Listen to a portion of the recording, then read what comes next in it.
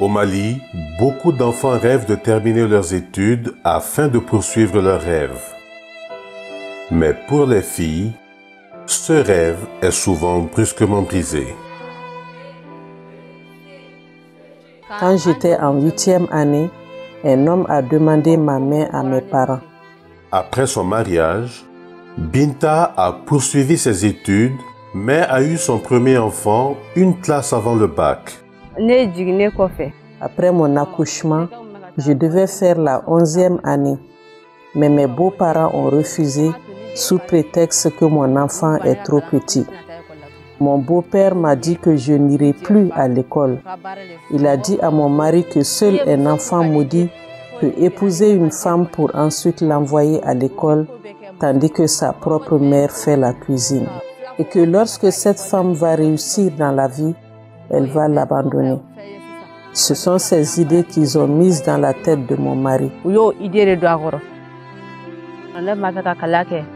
Sinon, je voulais étudier pour être docteur, mais mon rêve a été brisé. En plus de la déscolarisation et du rêve brisé, beaucoup d'autres filles souffrent d'une autre conséquence terrible du mariage d'enfants, les violences conjugales. Témoin le cas de celle que nous appellerons Mariam, mariée à l'âge de 14 ans. Ma famille m'a mariée de force à un homme. Lors de la nuit des noces, il m'a battu avant de coucher avec moi au point de me blesser. Le lendemain matin, j'en ai parlé à mes pères. Ils m'ont répondu que ce n'est rien et que ça va passer, car c'est moi-même qui repousse mon mari. Je leur ai dit que mon mari ne m'aime pas. Ils m'ont répondu que ce n'est pas vrai, car il a dépensé son argent pour m'avoir. Pendant la lune de miel, il n'a fait que me battre. Il m'a ensuite amené chez sa mère. Je travaillais pour sa mère et je ne voyais jamais mon mari la journée. La nuit, il venait pour coucher avec moi, mais il fallait qu'il me frappe d'abord à chaque fois. À un moment, il ne venait plus. Il m'a abandonné chez sa mère et cela a coïncidé avec la guerre du Nord. Ma mère et moi avions fui la guerre à Tombouctou pour venir à Bamako alors que j'étais enceinte. Abandonnée par son mari, Mariam et sa mère ont dû se débrouiller pour survivre jusqu'à ses 9 mois de grossesse avant d'apprendre lors d'une échographie que l'enfant n'a pas tenu le coup. À l'hôpital du Point G, on m'a dit que l'enfant est mort depuis au moins 1 mois et qu'il est même en train de pourrir dans mon ventre. Ils ont dit qu'il faut m'opérer d'urgence pour enlever l'enfant. Ils ont expliqué la situation à ma mère, mais elle n'avait pas d'argent. Nous avons alors contacté l'ONG Sini Sanouma qui nous a aidés. Après avoir été secourue par l'ONG Sini Sanouma, Mariam est toujours en danger aujourd'hui.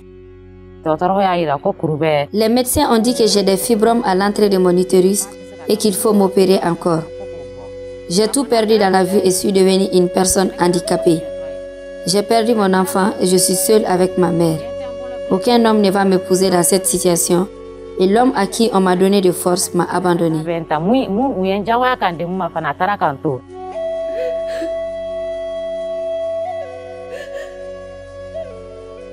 Le choc psychologique subi à cause de ces violences conjugales sont difficiles à supporter pour beaucoup de femmes. C'est le cas de Tiana, qui fut mariée à l'âge de 15 ans et qui est régulièrement battue par son mari. Mon mari me bat souvent et il m'a même mordu une fois sous prétexte que je l'ai insulté, alors que c'est faux. C'est lui qui m'a insulté et insulté mes parents avant de me battre. J'en ai parlé à ses parents et ils l'ont sévèrement grondé. Tiana n'est pas parvenue à supporter le traumatisme suite à ces violences.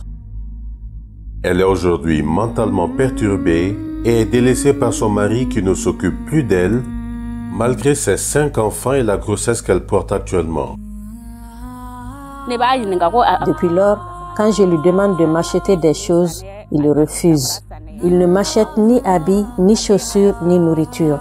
Je vais couper du bois dans la forêt, ainsi que des mangues pour les revendre au marché.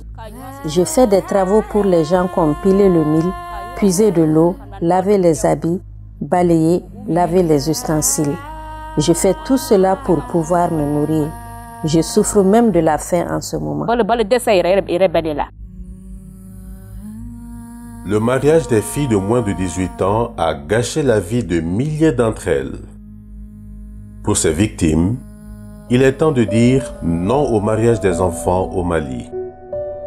J'en veux à mes parents car s'ils voulaient vraiment que j'étudie, ils n'allaient pas me donner un mariage alors que je n'ai pas fini l'école.